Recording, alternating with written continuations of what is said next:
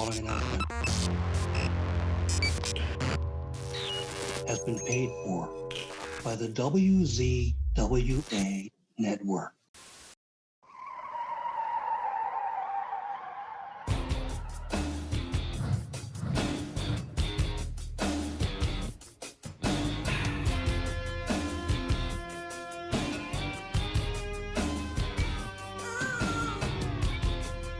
Ladies and gentlemen, welcome to the Insider's Edge podcast here on the WZWA Network. I'm your host with the most on the West Coast, Karlifornia in Fury. What a joy, honor, and privilege to be with you all once again. And speaking of a joy, honor, and privilege, right here, right now, I get to talk to one of the voices of XPW Extreme Pro Wrestling. He is the one. He is the only. He is Mr. Larry Rivera. How are you, sir? Chico, it's a pleasure to be with you, Mr. California. It's great, man. I'm glad to be with you, man. We were speaking earlier, it's hard to conceive that XPW has fans down under, but hey, it's all over the world, man. All over the world, XPW. Going extreme. That's it, bro. And you know what? The funniest thing is, I only found out yesterday that the Larry Rivera voice was a work. I thought that was your actual voice until yesterday. Oh no, well, just to give you a quick rundown, my parents were born in Cuba, so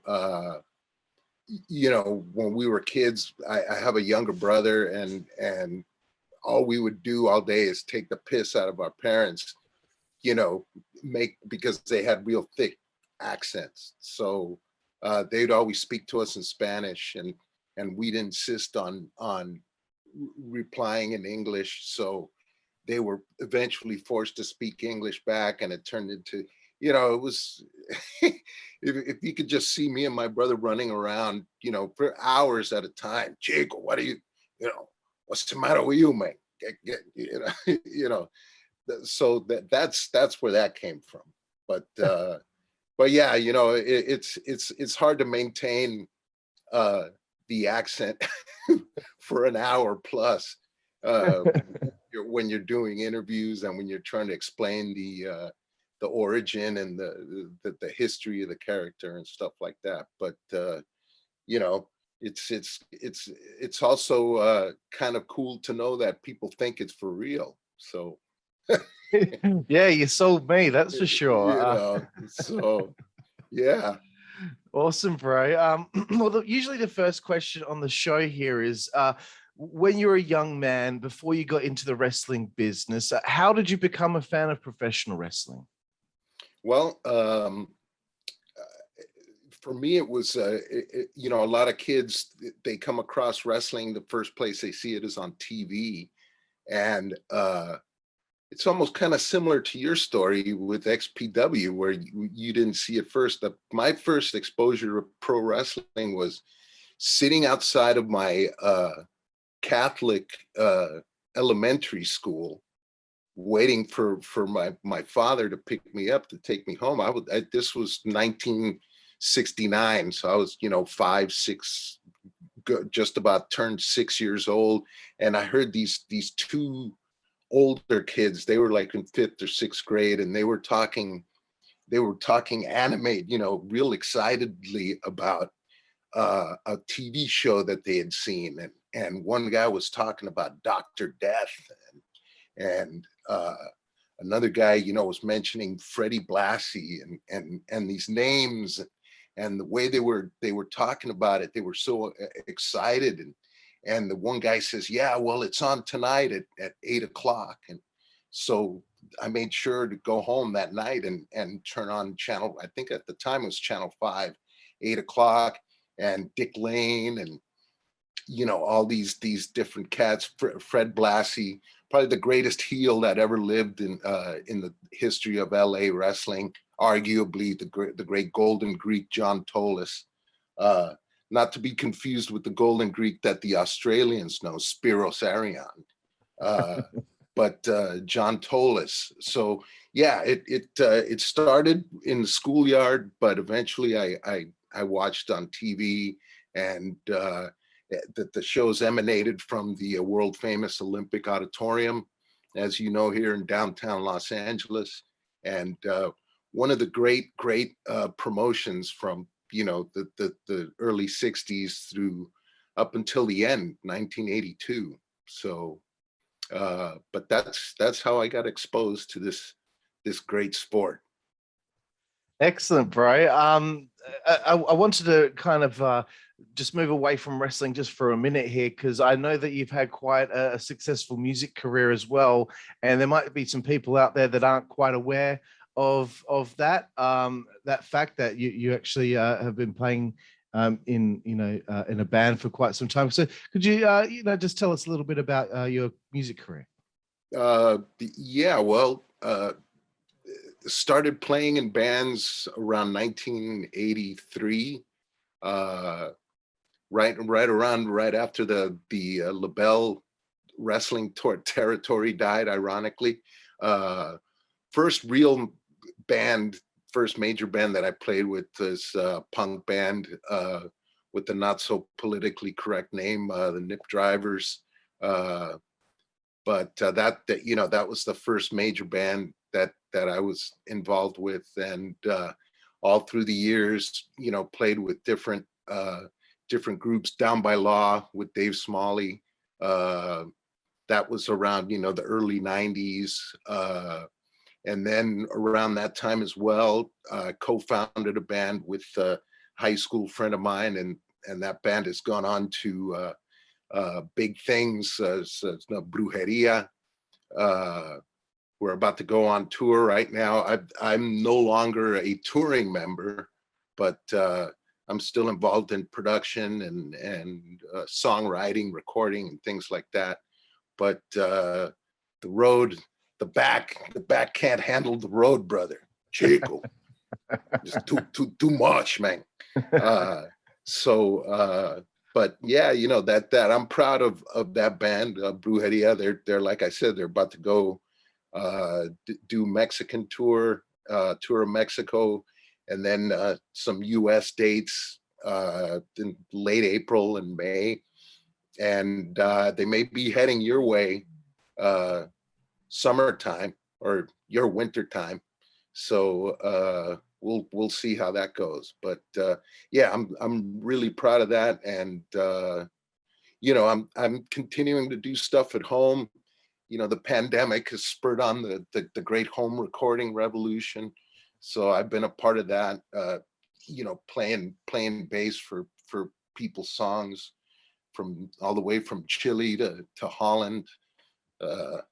It's a lot of fun, man. So yeah. Absolutely. Well, thank you for giving us a little bit of a rundown there of your. I didn't want to kind of skim past that, because it's obviously quite a big part of your life, and right. I just thought it was important to bring it up. Well, appreciate it, because not a lot of folks go down that road, but it's that, like you said, it's a big part of who I am. So. Absolutely. And for anyone out there, when this goes on YouTube, just look in the description there. You'll be able to check out Brujeria, and I'll have all the links there. Cool. So, okay. So that's one part of your life is music, but wrestling is a part of your life as well. And I tried to do as much research as I could, but I couldn't find out anything if you were involved in wrestling before XPW. So if you could let me know, did you have any experience in wrestling before your time with the company? Well, as a fan, I started going to shows in 1975, again at the world famous Olympic Auditorium, and actually would bring a camera with me, and I managed to get quite a few cool shots, of guys throughout the, guys like Roddy Piper, whose career started here in LA, basically. and his arch nemesis Chavo Guerrero Sr. During their feud. So I got shots of that. So, you know, I was involved in from a photography point of view, and up to where I'm thinking about doing maybe putting out a little mini photo book of stuff. And then I didn't get really involved in like in-ring stuff till Johnny Legend, who's I think he's well known down in Australia as well. You know, the famous rockabilly rebel, Johnny Legend, put together Incredibly Strange Wrestling, and started doing, you know, basically it was a wacky indie wrestling promotion, and he would do shows mainly in the Hollywood area, but you know, really wacky stuff. You know, burrito on a pole match. You know, and that's, in fact, that's where I met Kid Chaos at the time, and Supreme. They started working shows for Johnny Legend, so I got involved there doing some refereeing, and eventually that's where the Larry Rivera character came on as a commentator. Officially debuted in San Francisco at the Paradise Lounge with Ron Head. I don't know if you're familiar with Ron Head. He's another great commentator, wrestling personality, based in the South right now. He was in the car with Jim Cornette during the famous, I believe, drive-through. The Dairy Queen incident. Yes. So Ron Head was in the car, but you know, so that's, I recall, being my first thing as Rivera, with the Incredibly Strange Wrestling. So yeah, thanks to Johnny Legend, that got my way in the door, and it eventually led to bigger things, as you well know. Of course. And Yeah. you know, before we move on, I just wanted to ask, how was the name Larry Rivera? How did you come up with that name? That's one of the guys that was involved with the Incredibly Strange Wrestling group, and outside of that was starting to do shows as well, help out with other independent shows. His name was Larry Doyle, and he was part of a crew that we called the Lucha Mafia. Included Larry Doyle, myself, guys like Dan Farron, Kurt Brown, aka Vandal Drummond, and we were just, you know, cool, a tight group of pals. And unfortunately, Larry Doyle passed away, and so I took Larry, you know, as a tribute to him. And the Rivera comes from the great Victor Rivera, who's a popular wrestler in New York, working for the McMahons, you know, from the late 60s, the early 70s. And he was really popular here as well, in LA. In fact, there's some famous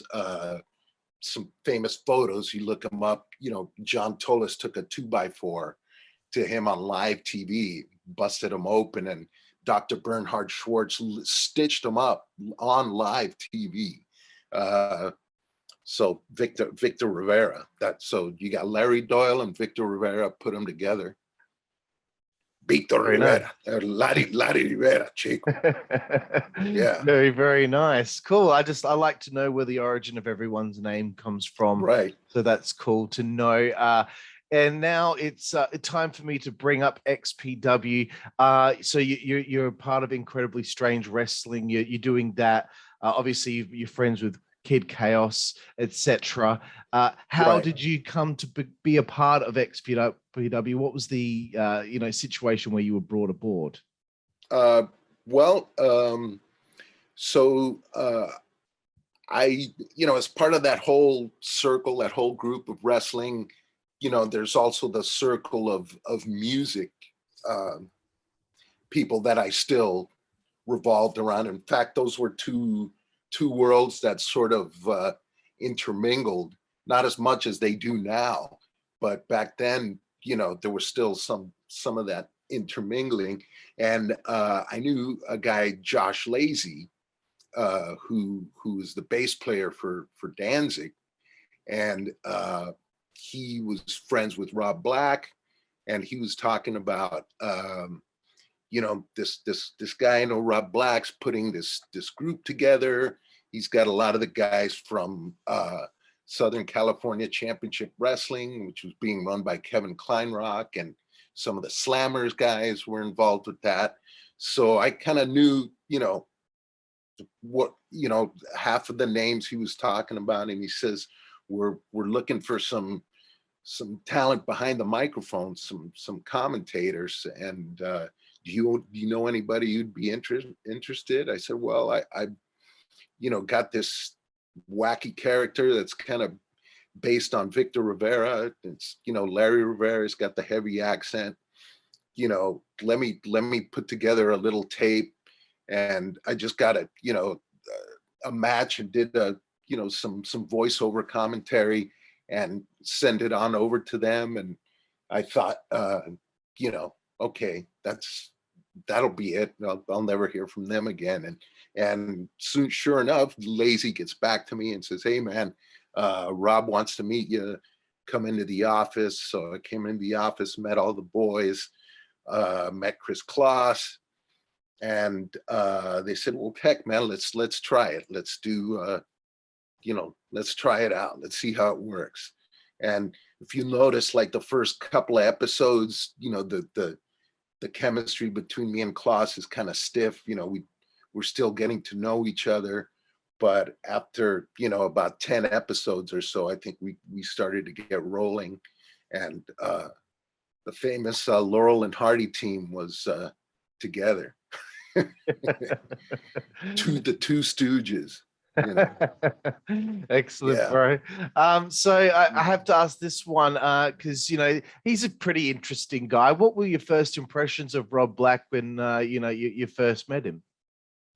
Well, the only background I had about him was the, you know, the porn, the Extreme Associates porn. You know, I wasn't much of a porn fan to begin with, but I you know, again, the whole music thing, you know, revolving, you hear these stories, and I would read, and there was like some magazine articles about the company and how extreme the the product actually was. So I said, well, you know, this is I guess a trailblazing guy in that industry. Let's see what he can do in pro wrestling. And I mean, he didn't seem to be a fan like I was, from, you know, particularly of the late 60s and 70s stuff, but he was definitely a fan of the newer, you know, the newer product, the WCW and the WWF and stuff. So I mean, his heart was in the right place. So and he had the roster together. So, you know, I mean, I wasn't it wasn't like he was some sort of a wacky personality or something. I just said, hey, this, you know, this guy's ready to rock and roll. He's got a company here. He's got a good group of guys. So let's see what I can contribute to to get this off the ground. Awesome, Yeah. bro. Next person I want to ask about your first impressions of, obviously the guy that you worked closest with there, Kris Kloss. You mentioned that, you know, the chemistry took a while to build up, but, you know, how was the relationship early on with him? And it was, you know, it was good, particularly, you know, knowing that he's Kris Kloss is a huge Scorpions fan. So we you know, that helped us get up on the right, because I wouldn't say I'm a huge Scorpions fan, but I'm a pretty big Scorpions fan, enough to own the OG Tokyo tapes on vinyl but yeah, Kris is a great guy. He's a cool guy. You know, even back then he was real open arms and welcoming. And you know, I actually, looking back, I think I was the one that was a little you know, skeptical about everything, you know, like not knowing how things are going to progress. So I was always kind of guarded and not letting myself to be exposed too much. But then, you know, after a while, I you know, opened up and let you know, let the insides come out, so to speak. I don't know if I'm phrasing it right, but you know, I was more open and interacting with people. So it was and Kloss had a lot to do with that, because it was, you know, his gregarious personality. You know, he made it easy. Yeah, I would think so. He's really good at his job. yes, And I wanted to really dig into this commentary thing that you guys were doing together, because I just want to know like how it worked with XPW. I've had Scott Hudson from WCW on the show before, so I've learned a bit about how WCW did their thing. But did you guys do a lot of your commentary in post-production, or did you get to do it live in the arena? Or yeah, maybe a bit of both? 100% post-production, and that was something that I kind of fought against in the beginning. I really wanted to do live commentary, because you know, there's certain emotions and certain expressions that can only happen when you're seeing something live. But that being said, I grew accustomed to the post-production way of doing things. And like I said, it was 100%. It was all post-production. Now, a key person that is often neglected and not mentioned, and was part of that formula of making that so good, was Johnny Webb, White Trash Johnny Webb. He was the editor. He was basically the editor of the TV show. And so we'd have to go in a room, myself and Kloss and Johnny Webb, and it would just be the three of us, and we would just go. And there was times where we'd stop, you know, have to back up. Okay, let's do this. Let's try that.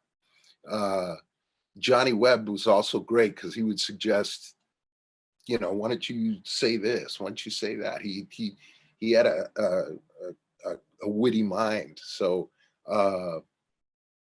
it was almost like the camera stuff at first. It was rough, but after 6 or 7, 8 shows, you know, we got into a groove and knew what we had to do. And you know, Kloss would like give me cues. You know, it would be a verbal cue as to like, okay, this is my turn to come in.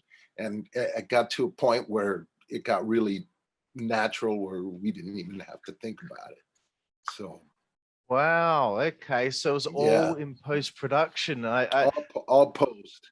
Yeah. Right. Interesting. Because I would think for if I was asked to become a commentator, I would think, gosh, to get that reaction as something is actually happening, rather than seeing footage that after the fact. Would you go into watching a show having not knowing what is going to take place, try to keep away from what actually took place on the show, or did you already know ahead of time what you were about to see? It was, you know, we were so involved with everything that was going on. It was very difficult to shield yourself from Right. from whatever was happening, because you know, either through the phone. I mean, back then there was internet, but it wasn't like the power internet that is today. You're still making calls and sending letters or stuff through the mail. So, I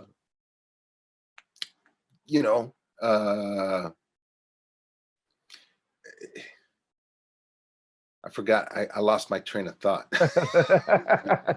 That's all right. We were just talking about seeing the footage live or knowing what was happening ahead of time.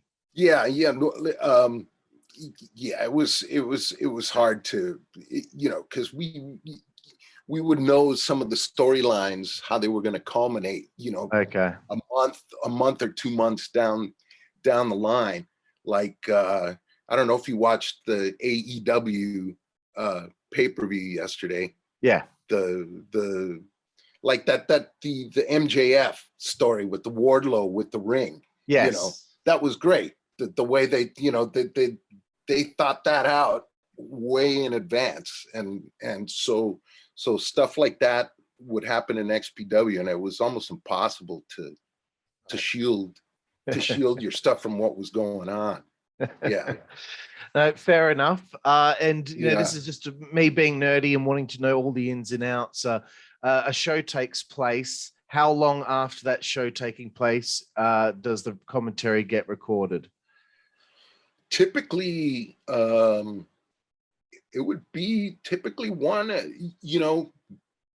not that week, but probably, so I would say maybe 10 days after the show took place, we would start to do the commentary. And then on the shows, depending on the length of the matches, you would get maybe 2 or 3 matches per show. But then again, who knows what was going on? If it was a Rocco and Jocko episode, you wouldn't get any matches. I don't know if you remember that period. There was the period where there was almost zero wrestling, and just Rocco and Jocko. So yeah, actually, a friend of mine asked me. It's a question I had later on, but he asked what was going on during the time that you were filming content for the TV shows, but there weren't any matches. No, I mean, basically, we would have a weekly schedule. We would typically go in on a Wednesday evening, and it would eventually turn into Thursday morning, because Kevin Kleinrock and Rob Black would be in the black office ironing out the script and rewrites this, papers flying, and sometimes we wouldn't get started till 12:30, 1 a.m. Right. Like actually shooting the wraparounds. We had already, we'd go in at 7 or 8 and do the commentary, but then we'd have to do the wraparound. And sometimes those were torture, like I said, because we're there at 2 a.m. doing these wraparounds. And but it was Rob Black and Kevin Kleinrock putting it all together. And it was a good time. But yeah, I would say 10 days tops from the show. We would start, maybe, and there were some rare occasions where it would be the following Wednesday, but not often. It'd be a Saturday show, and then Wednesday we would start doing but because they would need time to edit all the matches, Okay, of course. Yeah, fair enough. Yeah. I have to ask this one because there was like the Dark Side of the Ring episode on XPW came out, and I can't remember who it was, but they had a couple of funny stories about like some of the porn stars being around, walking around naked, in the office and all that. Do you have any funny stories of any interactions with them? Dude, I am lucky enough to where I was only there on Wednesday nights.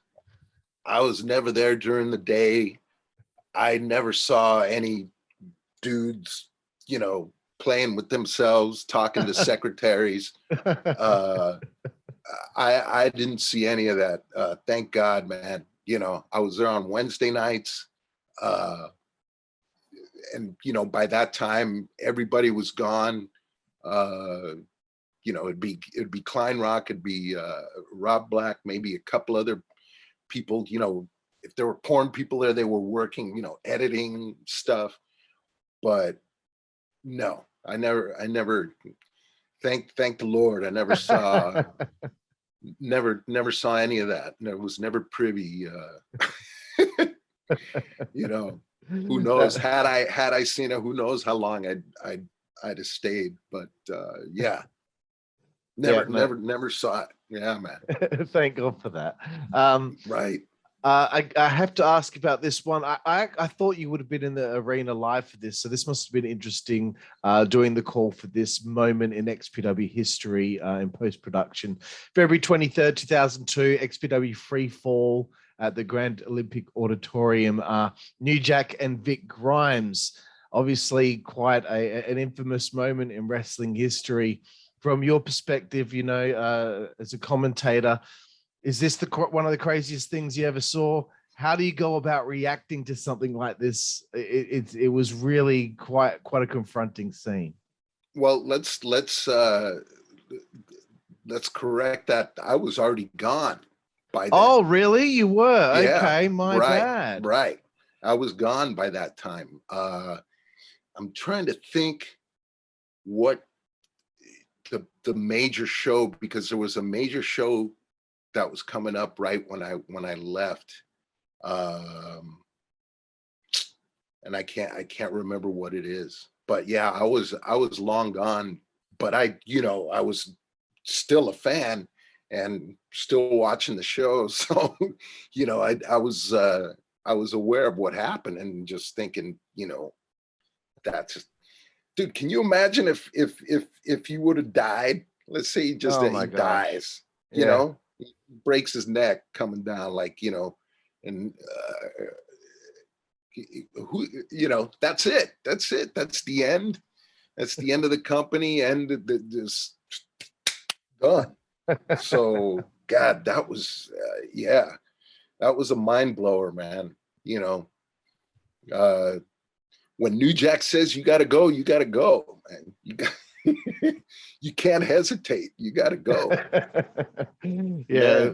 Although I did have interactions with New Jack after I left XPW when I was doing stuff with the Epic. I don't know if you remember Epic Pro Wrestling, and New Jack was there for a few shows, so I got to know him there pretty well as well, but not as, and in fact, when he was at XPW, I never really had a chance to hang out with him because he would just be in and out. But at Epic, it was fun. It had some good times. New Jack, rest in peace. Yes, sir. Absolutely, bro. I had him on the show not last year, maybe the year before that. So yes, may he rest in peace. Okay, so yeah, this is tough because as I said to you earlier, I did as much research as I could, but I just couldn't find out specific dates of when you started, when you finished up with XPW. Right. I wanted to ask about if you were around or if what you've heard about the incident at ECW Heatwave 2000. If you happened to be there, if you weren't, oh yeah, no, that's when I was still there for that. Oh yeah, and again, just the fact that Heatwave was happening in the building that I grew up watching, the greats like Piper and Chavo and Tolis and Blassie. I said, I got to go to this, so I mean, and I didn't really make it known because I was working for XPW, and I knew of Rob's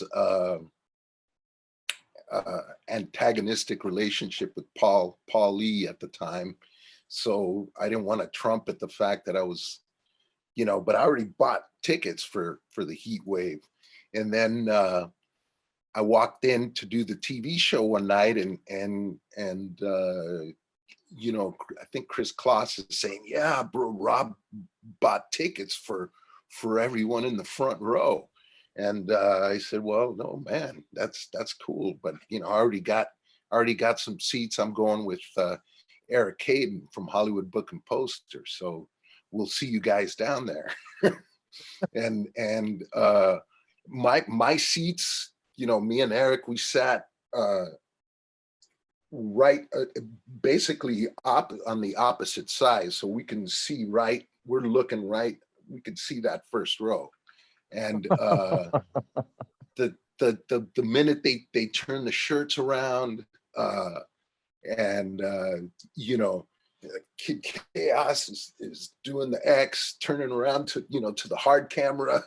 Oh man, that's the iconic scene that from my mind of that is Chaos doing that, and then they get filed out, and then somebody, you know, one of the guys come. I saw him in the auditorium. He says, "Hey, somebody's getting their ass beat outside." I said, "What? What are you talking about?" You know, and he says, "Yeah, the ring crew. It's the ring crew guys are getting beat up." And then I said, "What?" You know, and at that time, I've been in that building so much. I knew how to get around. You know, it's kind of like a rat's maze, but I knew how to get in and how to get out. And right before the main event, I said, "You know what? I think I'm gonna bail." So I told Eric, you know, the guy I went with, the late great Eric Caden of Hollywood Book and Poster. I said, I'm leaving, man. Just for my own sanity. I'm gonna bail. I'm taping the pay-per-view at home anyway. This is a VHS tape. And so I got the hell out of Dodge, and then, you know, heard all about it the next day. You know, the phone was ringing nonstop, and I just said, wow, that's an awful long way to go just to get some attention. But boy, they got the attention, you know, and it helped. It helped, you know. Just like the Dark Side episode, it put XPW into the spotlight, even if it was for, you know, a month or 2 months or so, enough to get the name out there, right? Yeah, absolutely. That Yeah. is because I've had many people from ECW on the show. I've had Messiah's side of the story as well. It's so great getting your perspective because you were in a different part of the building and you could see it from where you were sitting. Right. That is a fantastic point of view to get it from. Yeah. So And excellent. it says, what's going on here? You know, what is happening? What's going on? Homeless Jimmy. Yeah, that was great. That's a memorable day, man. Absolutely. Still talking about it 20 odd years later. So exactly. Gosh, and for everyone out there, you know, I know we've had ECW guys on the show that like to leave out the fact that it was the ring crew or the street team that were getting beaten up. It wasn't the actual wrestlers. There's no wrestlers there. There was no wrestlers, and that always gets conveniently left out. Ring crew guys, and I think there may have been a girl in that ring crew team that might have gotten I don't know, intentionally or unintentionally struck. Oh dear. Yeah, stricken. You know. Yes. I wanted to kind of bring it to there's a point in your time in XPW where things obviously come to an end. What was the situation that led you to leaving something that, you know, you're really kind of ingrained in, you know, as fans, when we watch it, we always think of Kris Kloss and Larry Rivera, you know. Right. So what led you to leaving? Well, at the time I was, you know, again, the music thing, I was involved with a local band called Slow Rider. The band was, you know, getting a lot of shows, real popular, and you know, the whole thing about, you know, coming in on Wednesdays and not leaving till 3 a.m. was really starting to wear on me. And there was Wednesday when we were going to do the show, when we were going to tape the TV show. And on that night, I also had a show booked with Slow Rider in Santa Monica, which is a town, that's about a 35, 40-minute drive from the Valley, where the XPW TV show is, where we were, recording the wraparounds. So I told Kevin Kleinrock, I told him, on this particular Wednesday, I need to leave by, I think it was by like 10 o'clock, because we were on at 11. Okay. So I said, okay, if I leave at 10 o'clock, gives me enough time, get there set up and ready to play. And of course, that night comes, and I get there, and 9 o'clock, we're not even ready to go. 9:30, nowhere near ready to go. 9:45 comes, and I said, Kevin, man, I can't, I gotta go. I gotta leave. I can't stay. And then, so, well, you gotta tell Rob that. So I go in and tell Rob, and Rob didn't take too kindly to that. He kind of, blew a gasket, and like really blew a gasket. And I said, I don't need this anymore, man. I don't need it.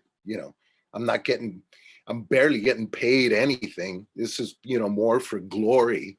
This is more for glory than anything, having someone at Taco Bell, the Taco Bell cashier, ask you for your autograph so she could give it to her boyfriend, that was the glory, man. And of course, being involved in the business, that was it for me. But, I just said that was the wall. That was the wall that I hit. And I said, can't do it no more, man. I will see you later. And I walked out, and I never went back. Wow, fair enough, bro. No, it sounds, totally. It's sorry to interrupt. No. It sounds so trivial, like some little thing, but it's hard to describe. It was just kind of like it was a bit something. It was building and building, and finally I said, can't do it anymore. Can't do it anymore. Yeah. I understand. I don't think it's trivial. Yeah. You made your point of when you had to leave by, and if he's going to get angry at you when you already gave him that notice, then right. I understand where you're coming from. Right. So looking back on your time in XPW, do you have one moment that you think this is your fondest memory of your time working with that company? Gosh. Oh, man. Probably the King of the Deathmatch tournament, that first one at Birmingham High School. That was I remember being there and getting that feeling inside of like, okay, man, this company is going somewhere, or not something it was more like we have arrived, that we have arrived feeling, and that, like, now that the rocket is ready to take off. And just the reactions from the crowd, Supreme taking the bump from that on that ladder, that's probably that one memory. And then probably a close second is the debut of the Larry Rivera t-shirt, Chico, which I have here somewhere. But I thought you'd be wearing it tonight. But I wish I can't find it anywhere online. Yeah. Awesome, but, bro. Yeah, it was a good time. Good. I have good memories there. I mean, it didn't end on such a great note, but the memories for the most part that I have there are all good, all great. All the guys there, Chaos, Supreme, Kloss, Kleinrock, Rob Black, everybody. It was Tom Byron. behind the scenes, Tom Byron, you know, and all the girls, Jessica Darlin and Christy Miss, Veronica Kane, all cool people, all good times. So I mean, I haven't kept up on the latest shows, you know, and I know there's one coming up here in California in next month, I believe. So That's right. Yeah, it's coming up in April. And that's something that I really wanted to ask about because, you know, before the first, you know, the of the new XPW, the first show Rebirth last year, there wasn't a lot of information online about who was going to be calling the show. So, you know, a lot of me and some of my internet friends who are from the US and have been a fan of XPW over the years, we're hoping for the return of the Kloss Rivera duo. It was exciting to see Kris walk out because we weren't sure if he was going to be on the show or not. You couldn't have it any other way. We were hopeful that he was going to be calling you out to the ring to join him, but alas, that did not happen. Were you approached at all to be a part of the show? Is there a possibility in the future for you to reunite with Kris, even if it's for one night only? I've been approached. But like I've told other promoters that have approached me over the last, you know, 15, 18 years, I'm pretty much retired from the commentary business. I mean, I joke around and say, like, maybe the only person that can maybe change my mind would be Tony Khan. But other than that, you know, I have my heart's not in it. You know, the business has changed so much, even within the last 10 years. It's changed drastically. And you know, I'm like, you know, I'm kind of like the old school guy. So you know, growing up watching in the late 60s and early 70s. So you know, I just not really don't feel that that passion that I do for the modern product. Although that show yesterday, man, was damn good. A little long, 4 hours I think is a little long for a pay-per-view. I think 3 hours is the perfect length. I agree. You know? I agree. But because by the time the Adam Cole and Adam Page match was on, it was like, oh man. Yeah. You know. Yeah, especially if you watch the buy-in, the pre-show. It was almost 5 hours for me. That's 5 hours. We did a review of the show on our YouTube channel, and by the time we started doing the review, I was like, that was a terrible review because we were both just exhausted. You're just shattered. Yeah. Oh dear.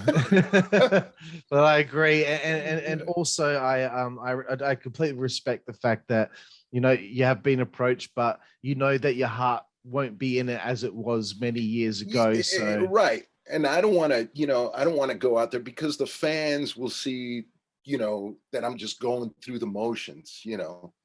After an hour, they go, you know, the guy doesn't want to be here, you know, and it's I'd rather have, you know, the good memories, and you know, like what a lot of what I enjoy now is all the books, you know, like Scott Teal, I don't know, Crowbar Press, all those the history stuff that you can get, the Tim Hornbaker books, all the photo books, you know, that you can get. So, you know, that's where my heart is in terms of pro wrestling. You know, call me a nostalgist, or, you know, I refuse to look forward, but that's just, you know, that's how it is. Throw me in there with Jim Cornette, you know. Yeah, I completely understand what you're talking about. Yeah. I mean, I've been kind of forced to stay involved in what's going on today, but I prefer the old stuff. Right. So for anyone out there who is a fan of yours, fan of your time in XPW, let everyone know what you're up to these days. What's going on in your world, sir? Well, just coming out of the cocoon, man, after the pandemic. Tomorrow night, Wednesday night, the 9th here in Los Angeles will be I think the first night that I go out to any kind of social event in the first time in like pretty much 2 years. Wow. And it's a documentary about the Olympic Auditorium. It's called 18th and Grand, the Olympic Auditorium story. I believe that's the title. And produced and directed by Steve Dubrow. And he actually used a photo that I took of Roddy Piper in 1976. So he used that for the movie. So that's where I'm going to be on Wednesday night. And that's the first time I've gone out, man, literally. So my wife and I, we just like hole up and I've turned her into a wrestling fan. She watches AEW. She's a big Miro fan. So, yeah, man. I mean, unfortunately, I don't have much to say in regards to that question. It's almost what you see is what you get. So, yeah, just listening to records, reading books, trying to stay thin. Yep. Those 12-ounce curls, too much of those. And good call, bro. Yeah.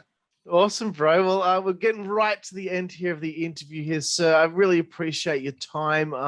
The final part of the interview, I have a little segment where there's 12 quick-fire questions for quick-fire answers. It's just to learn what your favorite this, your favorite that, favorite, okay, different type of thing. But I have fun with people when we have people on the show here with this segment. It's called 5-Second Frenzy.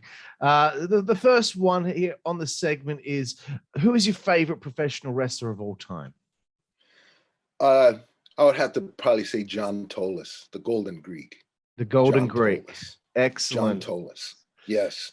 Excellent. Now, fear was, he would instill fear in you, man, like no one else, And I wish there's vintage LA stuff on YouTube with Tolis. Unfortunately, there isn't. I think you might find audio on YouTube, right. But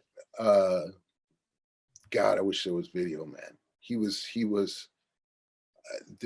just superb. Yeah. Awesome. I'll see if I can help you out with that, because I'm a part of a forum that has footage of different stuff that you can't find in a lot of places. So I'll see what I can do. Awesome. No problem, bro. The next one is, from your perspective, favorite match you've ever witnessed in your time in pro wrestling? I think I have to two. I have to, I can't have one. I have to always answer that with two. Bob Backlund, or no, I'm sorry. Pat Patterson, Sergeant Slaughter, alley fight. Oh, yep. And Tiger Mask Dynamite Kid, I believe April '83, the one where the kid has the light green jumper on, and he takes that whip, the Irish whip, into the guardrail, and right. the guardrail, two, those are the two right there. Yeah. The Patterson Sarge match is fantastic, I must say. Just the pinnacle of how the crowd is just going ballistic, during that match. Absolute Yeah. pandemonium. Right. Yeah. Moving away from wrestling now, bro, do you have a favorite book? Oh, my favorite book. Probably The Godfather, Mario Puzo. Fantastic choice. Favorite TV show? Get Smart. Excellent choice. Favorite film? Jaws. Another excellent choice. The next one might be a tough one for you. Favorite musical artist or band? Ooh. Okay. Artist would be a Jaco Pastorius. Band would be the Minutemen. Ah, very cool. San Pedro's finest. Of course. Moving away from the arts now, favorite food? Cheeseburger. Oh, fantastic choice. Favorite place to eat on the road? Oh, man. Oh, God. I wish there was a Tommy's in every city, but there isn't.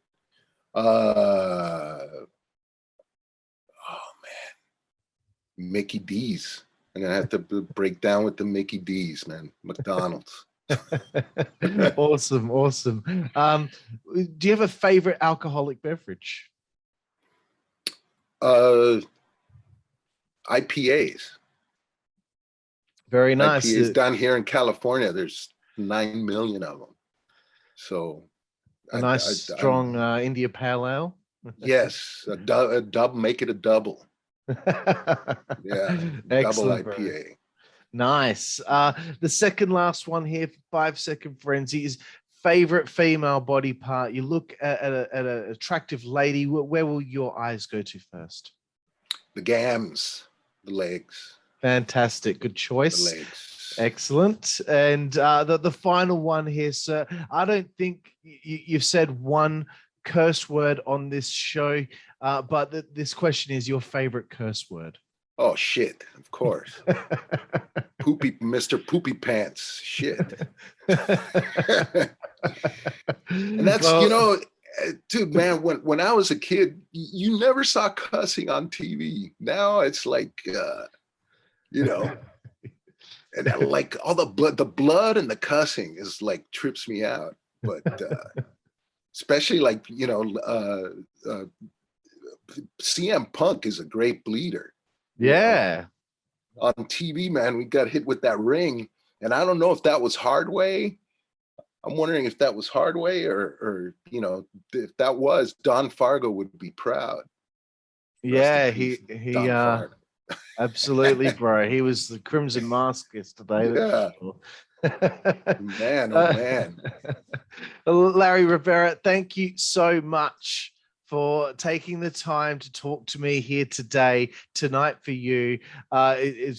It's really been an honor for me to have the chance to talk to you, to learn a bit about your experience in pro wrestling and in music and all that. You're a really nice guy. You got such a great personality. And I just want to let you know, from all the way, the most isolated city in the world here, Perth, Western Australia, you've got a fan of yours right here. So I really appreciate it, sir.